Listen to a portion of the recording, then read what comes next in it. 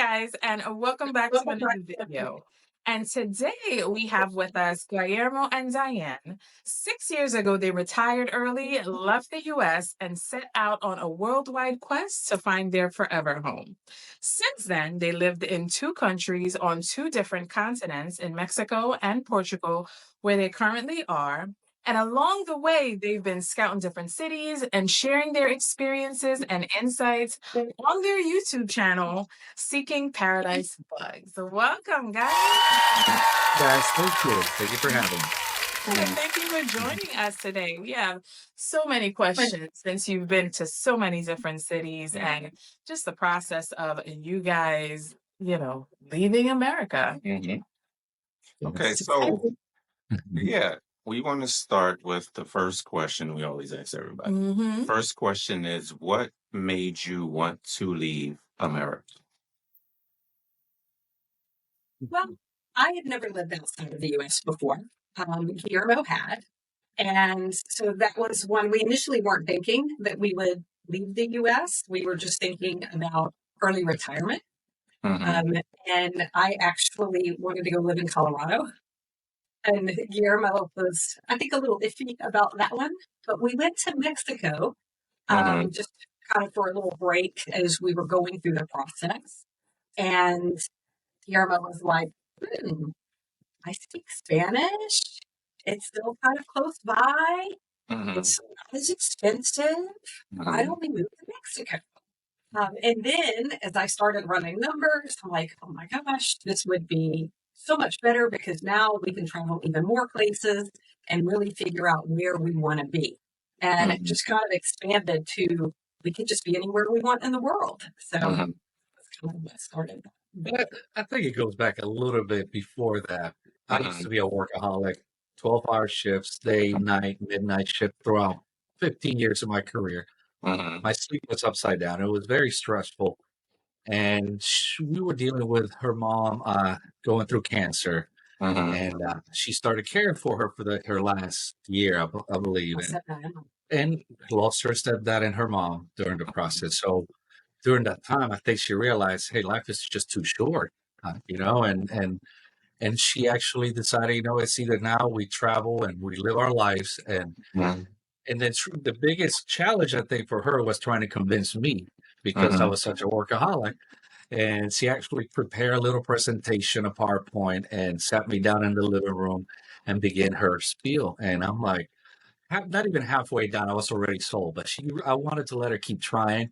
I'm like, yeah, I want to hear more. And so she came with a decision in Colorado, but like she said, the one trip to Mexico, I spoke Spanish in the past, so my childhood, so it was much easier for me to navigate and dealing with early retirement. I was very skeptical because the first thought that anybody has retiring early is my money going to last me for the rest of my life without working? So that was my biggest fear. So let's start slow. A soft landing in Mexico, which is a low cost of living.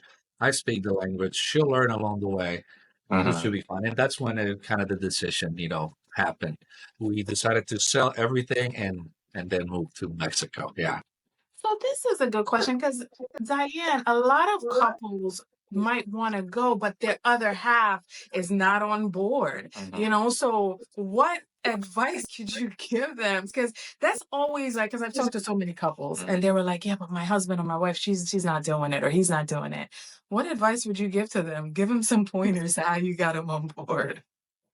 I think the biggest thing is just the adventure and how much you'll grow when you live in a different culture. So some people may be a little afraid of it or may just be a little afraid of living outside of their home country. But it's just incredible when you get to really see what it's like to live in other areas of the world. And I think just making people see it more as an adventure rather than something that's, scary. And I think that's definitely the first point of view. Then the next one is we have to really plan our money, right? So I think the biggest thing we use during our preparation was some retirement calculators, although they're not as 100% accurate. It's a great peace of mind to kind of like, she gave me like a 10-year scenario, 15-year scenario, even if we we own rental properties in the U.S. She told me if we were to sell this property, then we'll go with we have this opportunity here and so on. So it was more of a numbers thing as well, besides just the will to move and better quality of life I mean, and so on. that's a really good point because for me, when he mentioned moving outside the U.S., not only is it an adventure, more so than just moving to another state in the United States, right? But it actually allows our money to go further. So that's what we found. Not only is, and the quality of life it can be just absolutely amazing outside of the United States. And sometimes you don't realize it until you're actually living it and just see how amazing it is. So that's probably one of the other things I would tell people. Yeah, not only will your money potentially go farther, depending on where you move to, but also just the quality of life. It's very different outside of the United States. Not having to worry about healthcare, not being, stressed and on the rat race. So, Right. Yeah. So you decided on Mexico. Mexico is the first stop. We're going to get to Portugal in a minute, but Mexico is the first stop. So how long from decision that we're leaving America, we're going out of the country, how long from making a decision to actually getting on the plane and go? it took approximately a year. Mm-hmm. And we could have done it a little faster, but I think it was good in that year. Yeah. Because we did go through the process of, we do have rental properties in the United States still, but we did go through the process of selling the home that we were living in.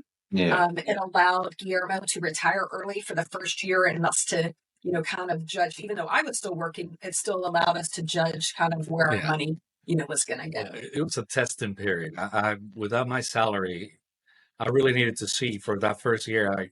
If you don't see money coming in and money going out, we need to see for the first year. If all goes south, I can always go back to work. So that was the main thing on that. But then it took us about 1 year of preparation, and then we moved. And thank God it was a great time, and the neighborhood that our home for sale was, it went out very fast. Within the first weekend that we posted, we have multiple offers. We did take care of the house. It was a renovation, so it went fast. And then just selling our stuff was also quite, was not a problem because we donated a lot, but we also sold. It was a fun party that we threw out. Bring you wine, BYO wine, right? Kind of party, and we put little auction prices on all our furniture.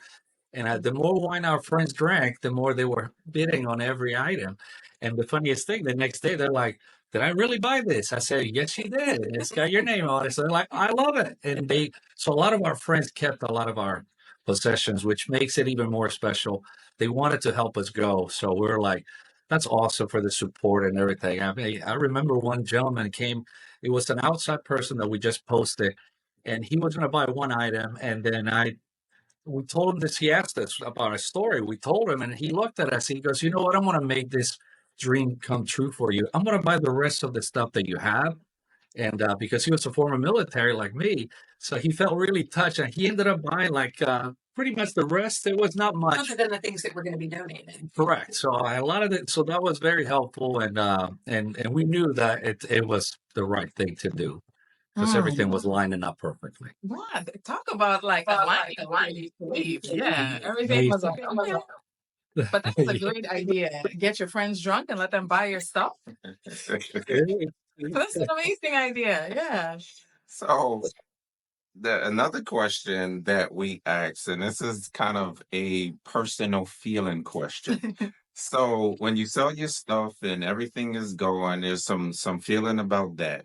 But when everything is gone, the house is sold and your bags are packed and you're driving to the airport. Yeah, plain day. Plain day. How do you feel? It was stressful. I was very stressed. My heart was racing. Although everything was prepared and I'm very organized, so everything was perfectly structured and organized. But no matter what, you're leaving your life behind. Yeah. You have family, you have friends, you have lived there all your life, and you're seeing down the horizon a complete new life. Even though I grew up in my childhood in South America, it was okay to maybe deal with some of the Latin Hispanic culture in Mexico. but it's still, I mean, most of my life was spent in the U.S., so it was nerve wracking. And me driving was even, work because you never know all the way down to Mexico. It was the summer too through Texas. So, but once you get through that border and you just get your foot into your first rental, the reality kicks in and you just get super excited. It is a life changing decision, but it is for the better. You're hoping that it's for the better, and you already feel it the moment that you settle in on your first day. But yeah, we were pretty. Yeah, so we didn't fly. We drove to Mexico. Okay. And went to Guadalajara. So we drove right down into the middle, of Mexico. Yes. And took about a 10-day trip. So driving a few hours a day and stopping off and seeing friends and relatives and different sites along the way. So that was really nice. She wasn't really nervous. She was happy as she can be. I'm driving through rain, and she's like, "Oh, we're going to Mexico. We're going to Mexico." I'm like, "What?" So then it was great. It helped to ease my nerves, Oh, wow. And I That's think awesome. you just saw a guy pop up in the video feed. That's our Mexican souvenir. Yeah. So Little doggy. buddy likes to say Yeah. But we collected him off the streets of Mexico while we were living there. Yeah. Oh, nice. So how long did it take when you first get to Mexico and you're there for a week and you're there for 2 weeks and you're there for 3 weeks? How long did it take to actually get used to living there? And this is not vacation anymore. I Yeah. live here. And did you miss the US at that point? I think the biggest thing was the locals, the friends. So we were able to rent a place in Mexico, in Guadalajara, that was mainly locals. It wasn't in downtown Guadalajara. It was just about 12 minutes away. And the moment we set foot, the neighbors see us come in, and there was an old couple next to us, next door, that they had a small dog. They really got along with us right away. They wanted to help out. So we felt welcome right away. That was and then they gave us all the tips to know all the neighborhood, all the shops around the neighborhood, the butcher shop, the little grocery store, and the bread man that comes in the morning with a funny sound, with like a flute sound and sound, and different other services. So it was the help of the locals that kind of helped us be at ease a little bit. I mean, I would say though, in terms of really settling in, it probably took us a few months really to feel like this is real, not a pinch me situation anymore. Like you said, not that I'm on vacation. Guillermo speaking Spanish and me speaking, I mean, he's fluent. I speak a little bit of Spanish. That made it easier to settle in than when you go to a country where you don't speak the language at all. But really, I remember one of the days literally standing in the kitchen and took a deep breath and let it out. And I was like, oh, I'm relaxed now and I'm home. And, some of the tension just, was gone that, am I worried about being here? Am I worried about going back to the United States? Am I still tense about all of this? And it just literally just kind of acknowledged that, no, everything's good. So I would say that was a few months in. Yeah, that's true. So, kind of how was life in Mexico? Was it did you guys, well, you kind of said you adapted and stuff like that. So I guess I'm asking more of, because you stayed there for 2 years, what kind of made you transition to Portugal? Well, we actually stayed there for 3 years because of the COVID. That one extra year we just forced to stay. Yeah. So 3 years in, I would say that once I knew on the first year and a half, we were looking at our investments, looking at our money, and we realized, okay, we are okay. I mean, we used to pay $800, dollars for a house in that area where we're at a month, and that was by far, like, we never expected to be as low as that. So that helped kind of settle in. And I would say about a year and a half in, we started thinking, okay, if we can do this, I think we can have a little bit bigger budget that we could spend elsewhere. We always love Europe. We travel a lot. When we were living in Mexico, we went to Portugal, we went to Spain. So we had an idea, and we always just wanted to go end up in Europe somewhere as the next home base. So it was supposed to be from the get-go when we retired, we were supposed to stay in each city 2 years because I think you really need 2 years to not only get acclimated with the neighborhood or the area, and then the next year is what would you call Well, it? I mean, just going through the seasons, Right. really getting to know the culture well, making friends, local friends, and, expat friends and people, that've been around for a long time. I think that the first year in, it always kind of seems like a honeymoon phase. And the second year in, you realize just how much you've learned and how much you know. And so we have found that that seems to be kind of a good number for us for staying somewhere, even though we tend to stay longer now. But that's the kind of time frame.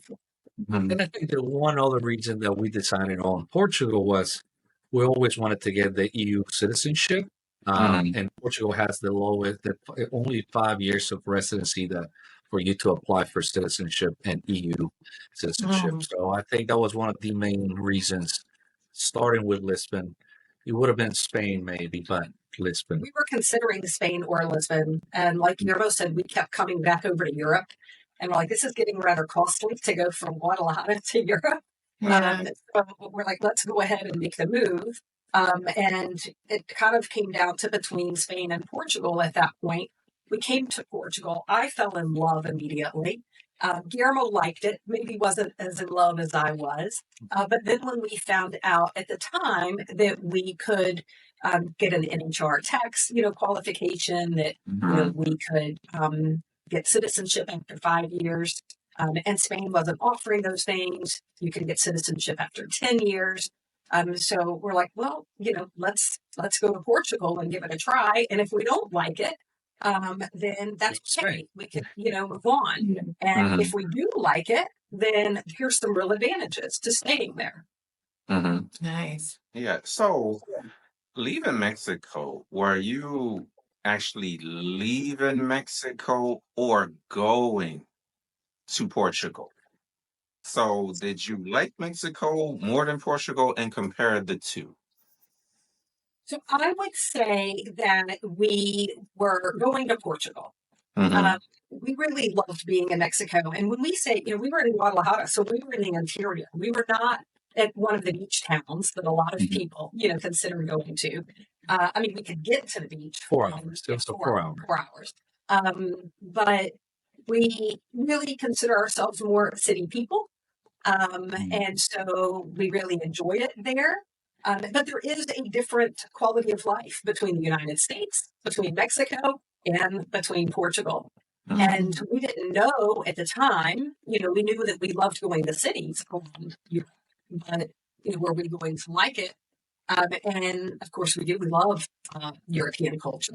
So we're having a fantastic time here as well. There are some things I think that make living in Western Europe easier than living in Mexico. And I mean, just even simple things like, Go ahead. I was saying, just simple things like, you just can't even drink the water, from the faucet. And we have to get our phones. And so there's some differences in the quality of life of being in Mexico and being in Europe. And one of the things too, we're big foodies, and Mexico food is the best in the world, to my opinion. But we also, they're a little bit, the very proud culture into international restaurants. If you open, let's say, an international restaurant in Guadalajara, it doesn't get as crowded unless you do a fusion with Mexican food.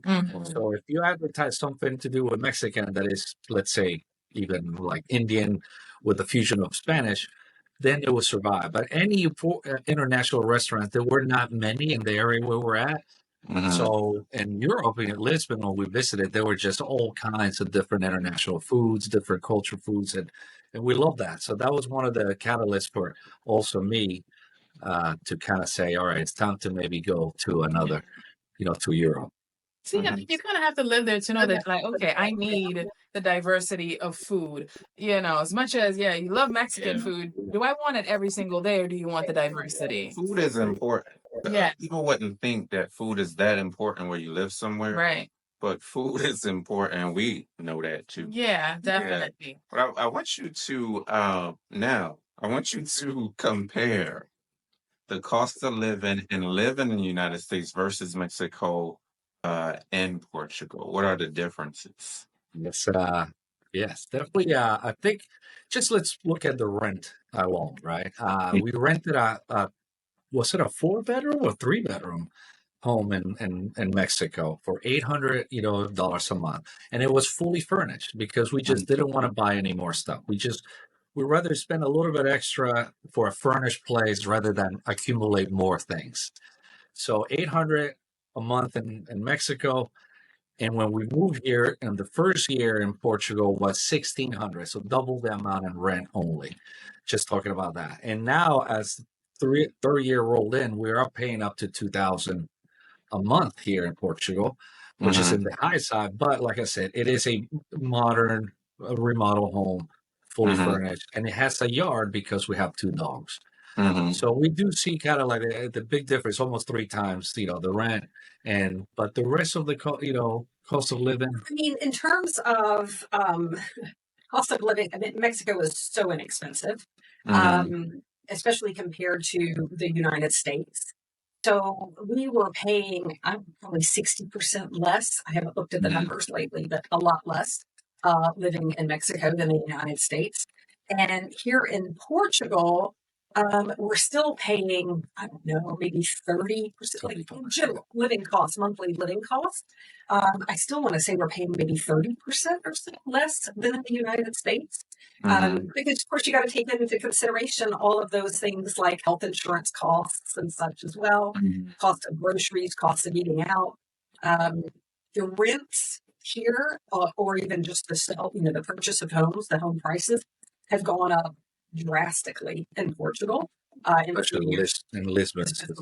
In the few years that we've been here. So that's been a little bit of a shock for the budget. But other than that, I mean, we're definitely saving some money living outside of the United States. Yes. Yeah. And another thing we noticed in the 2-3 years that we've been, for example, in Portugal, tourist season starts and we start noticing Uber prices going up, meals going up by 2-3 euros, and all of a sudden, what is going on? And it dawned on us on the second year, like prices are just going up. But then we see a lot of promotions off season, and we're like, it's the tourist season, so it affects in many ways. Even if you were closer to a downtown, you're not only going to deal with people and tourists, more people, but prices going up as well. So we have to gauge that during those hot, nice months. They're the best summers here in Lisbon. It's the best climate you can think of. So a lot of people will come, and with that comes prices going up. So you have to kind of wage what you want to do during the summer, what not, where to go, and so on. Yeah. I guess even here, like in America, you're saying $2,000, but you're getting a whole house with a yard. People are paying that for an apartment here, Right. not as much as you're getting there with a whole, yard and all that stuff. So as far as like residency, did you apply for a visa? How was the process? Was that with that? Yeah, first in Mexico and then in Portugal. Yes, we did. Because of my Spanish, we decided to challenge ourselves and do it all on our own. There were great things about it. A lot of bureaucracy, of course, a lot of back and forth going to the places because either the gentleman that was supposed to take care of it just decided to take a day off, or he just, decided to go on a trip but didn't tell anybody. I don't have their documents, not what I Or did next time. he's having a bad day. He wants more documents today rather than the day before. So anyhow, all those things, we decided to go through it. It was stressful, but there was so much information that we found. And again, the Spanish helped. But I think for somebody that doesn't speak Spanish, a lot of friends had translators, for example, but it was always difficult doing that way.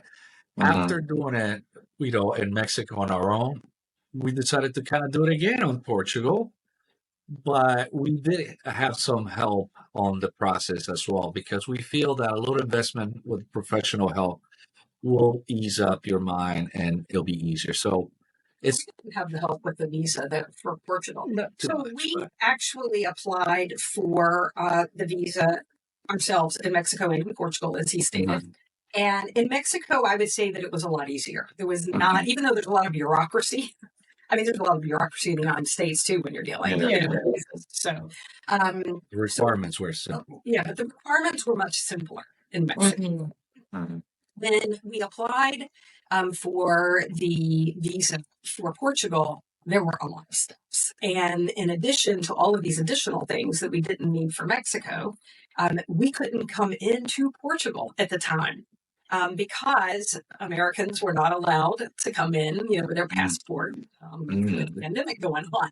So we had to do everything from Mexico and trying to wade through the process. Just you needed to have a bank account open.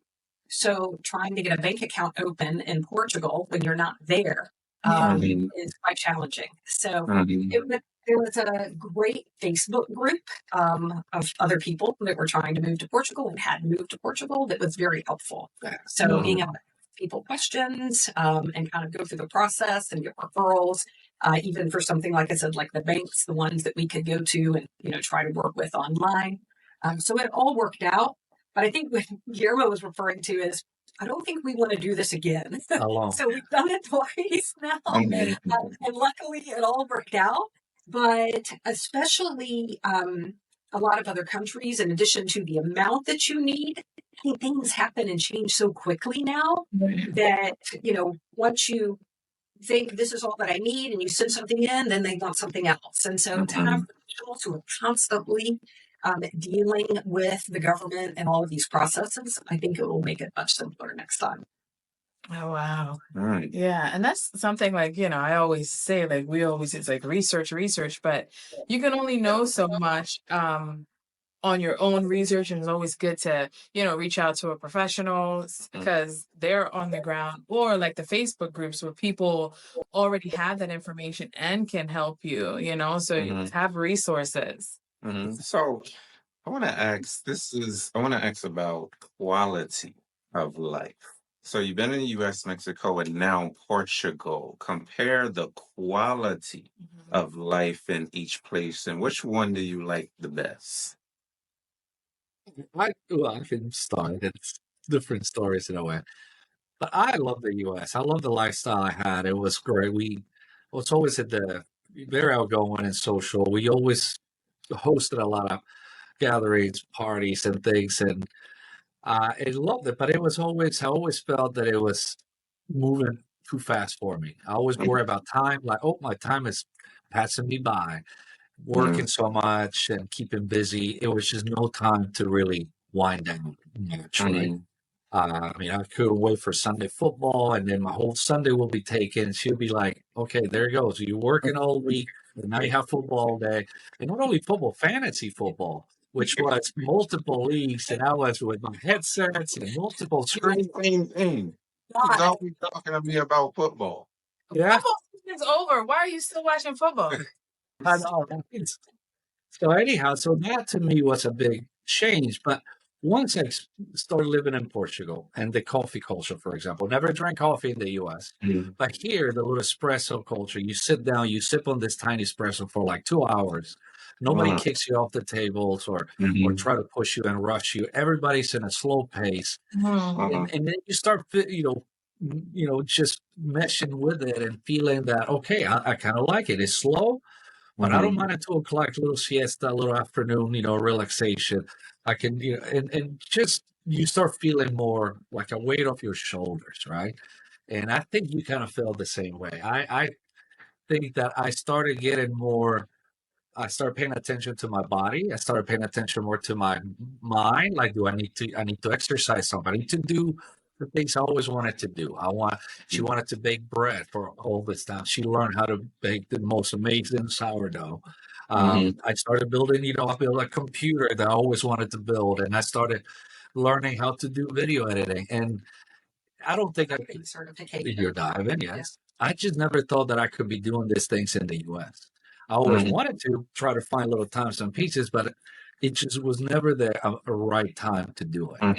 Now I set my time to really dedicate to learning, to practicing, to exercise my brain, eat healthier. So to me, that was the biggest thing. And then, funny enough, that when you go back to visit some friends in the U.S. a year or 2 years later, after the first 2 years in Mexico, and the moment we get to their home when they invited us for dinner, and those other friends, everybody's yelling, everybody's running around, and I'm sitting there with Diane against the wall, holding her hand tightly. I said, "Why is everybody so loud? Why is everybody like moving so fast? I'm stressed." And I started feeling even from the airport, Wow. everybody's, and I'm like, "This is not what I remember," but it was the life we lived. And now that we're used to something slower, it is stressful even to just see it. And Right. so that tells you a little bit of the difference. Yeah, you really feel it now. We can sense it. And even when friends come over, when you're out to dinner or something and they're kind of quickly eating and thinking, they've got to move and get up and go. And we're like, just relax. We're in Europe now. Yeah. It's going to be a 2-hour dinner. Nobody's going to rush you. So it's definitely a different lifestyle. And Mexico had the same. I mean, Mexico was really, everybody was, I guess, what's that? You're living to, working to live, not living to work. And that's very true. That is very much a mentality in both Mexico and in Portugal. And I think in a lot of areas around the world, quite honestly. So we have truly felt that. Part of it, being able to do some of the things we want to do, is, of course, being retired. But part of it is just that mentality of there are other things that are more important than work. There are other things that are more important than running around trying to get everything done, that you can possibly do. It really can. Most things wait until later. So I think in terms of quality of life, that has been one that's huge for us. Just being able to really relax and enjoy day to day, take the time to sit and chat with a neighbor, and not have to worry about getting somewhere. Because most people really are not on time in Portugal or in Mexico. So it's more important to stop and have a conversation. Yeah. Smell the roses, than get to an appointment on time. So let me ask you, how long did it take you to actually slow down? Good question. I think our first, maybe first 6 months. 6 months, I would say that we developed a routine right away, because we thought if we're going to retire early, one of the biggest questions people ask us, our audience, our viewers, is, what do you do with your time? You're retired. What do you do with your day? And it's super important, at least to me, because I'm, like I said, former military, I guess. I'm very structured. I like to have a routine, a regime in a way. And we had to develop that. We had to have our little workout time during the morning, our breakfast time. Let's cook it together. Let's take the dogs for a walk. In our little time to do my video editing. Let's go and try this new restaurant. So we started developing early, and that helps a lot, to kind of get into the slow routine, because you can't really, even if you want to do something fast or something, hey, we need to have our to-do list is 6 things today, Diane, let's go out. But in Mexico, you'd be lucky to get one thing done, because you just spend your day kind of like, hey, let's stop for a little coffee. Ooh, that's a nice croissant. Let's eat. Okay, let's go. Oh, they're not open. So let's go and do this. And next thing you know, you just did one thing. But guess what? You feel accomplished. Even though it's like one thing, you don't feel rushed. I don't want to rush for try to get everything done. It's that one thing that it's going to make you feel like, hey, I feel accomplished today. I got it done, even though it's one thing. Yeah. I wouldn't say it was us holding back from getting the one thing done. It's just difficult. Again, when you're in a different country, things are different. Everything, when you go somewhere, things happen a lot slower. So it really was part of that slowing us down, that when we go out to eat, it's usually going to be a couple of hours. And when you go to do something at an office, you're lucky if you get it done that day, because usually something's up. They want something different. Then you got to come back another day. And so everything is just a process. And as we started to accept that, you start to gain that patience, and it really slows you down. Okay. So, what a lot of people also want to know is healthcare. If you can, compare the healthcare, and what do you do for healthcare, and how much is it and stuff? Great. Yes, I think we. You want to start how much we in Mexico and And Oh, sure. So in Mexico, well, first thing I always tell everybody, Mexico healthcare was some of the best healthcare we've ever had anywhere in the world. I mean, absolutely amazing. So when you would go see the doctor, you would see the doctor. You weren't seeing a physician's assistant. You weren't seeing the nurse. You were seeing the doctor, and you would typically see him for an hour. So they really, I mean, it was amazing. So Yeah. the facilities are amazing. The doctors are amazing. they all train in the U.S. They'll a lot of They're our, all trained in not all, a lot like of them. our doctors were trained in Boston and I think in New York. Perfect English, Yeah. and same in Portugal. The facilities are the private, hospitals are super duper nice, and doctors are fluent in English. So it's definitely a nice peace of mind. Yeah, I would say in Portugal, they rush you through the system a little faster than they do in Mexico. So it reminds us of the US a little bit in that way, but you're still making an appointment, you're seeing the actual doctor, you're going to spend the time with them, even though those appointments are usually 20 or 30 minutes. But if you need the extra time, they're not pushing you out the door. They're not sending someone else in, to deal with you. So the quality of medical care has been amazing. The facilities, I mean, we've had x-rays and MRIs and all different types of tests done, both in Mexico and Yeah, Portugal. and sometimes we pay out of pocket without using our insurance, for example.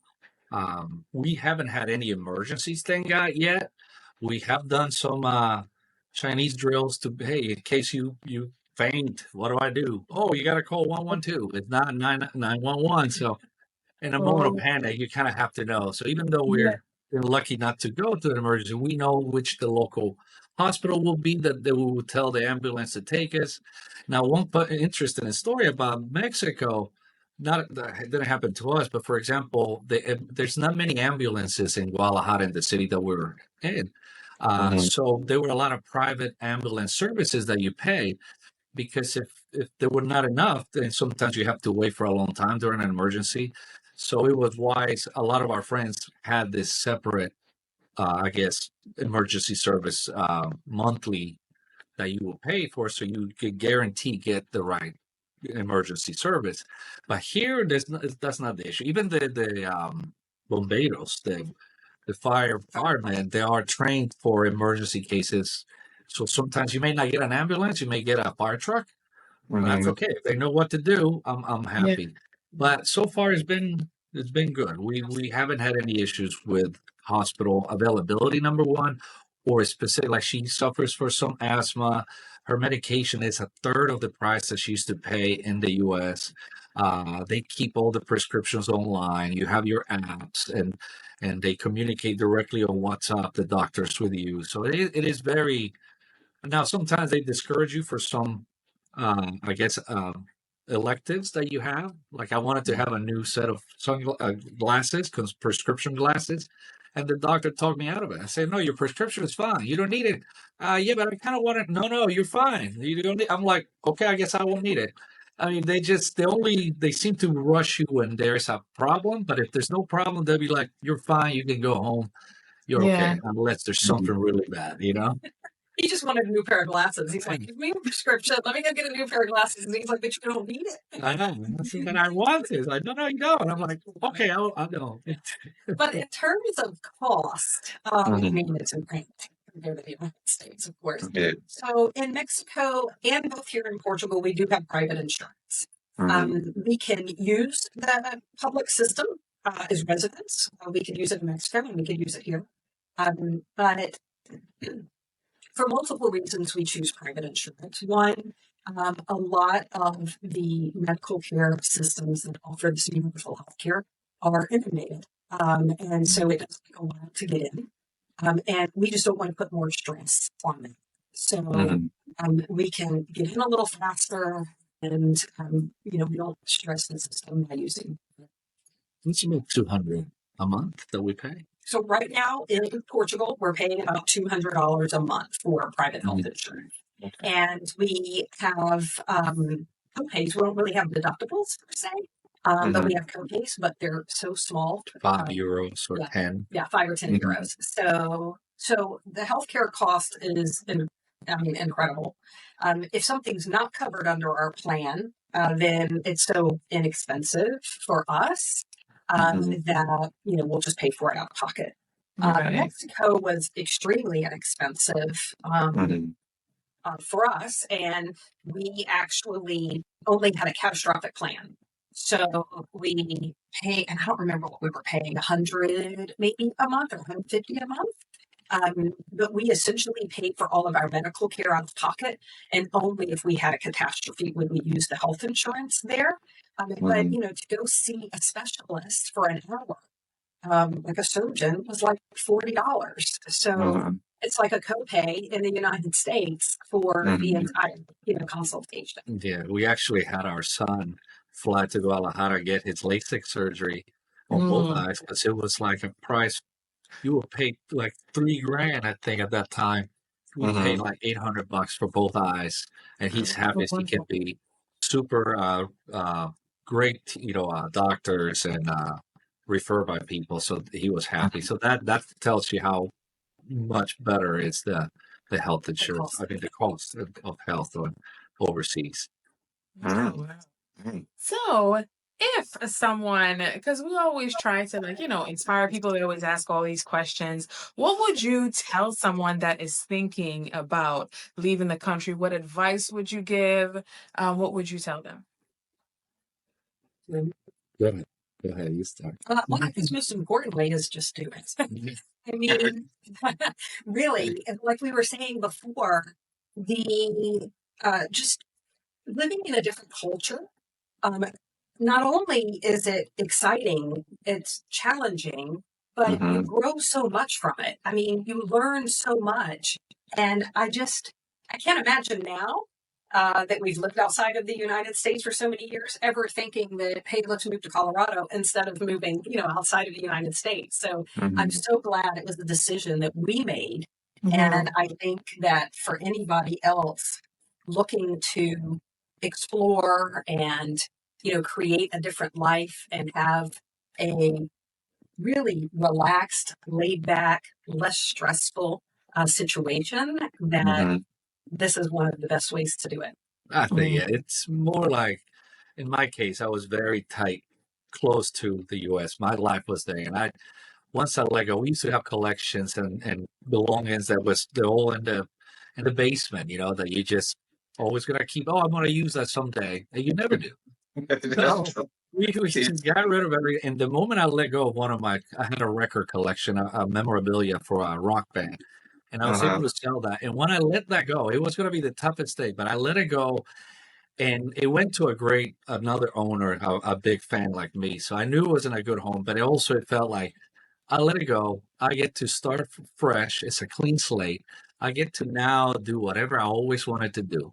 And nobody's going to tell me not to. Nobody's going to tell me what time to start, what time to go home. And I just I was in control of my life for the first time, and I let go. And letting go was the best thing I've ever done. I don't think I could ever look back. I don't know why it took me so long I waited halfway the presentation for her to convince me. I should have been in the first moment, like, let's go, but yes, it is just let go, follow your dreams, and do what you always wanted to do. It's the Create best. incredible memories. Yes. So, are you going to ask the question? Would you? Yeah. So would you?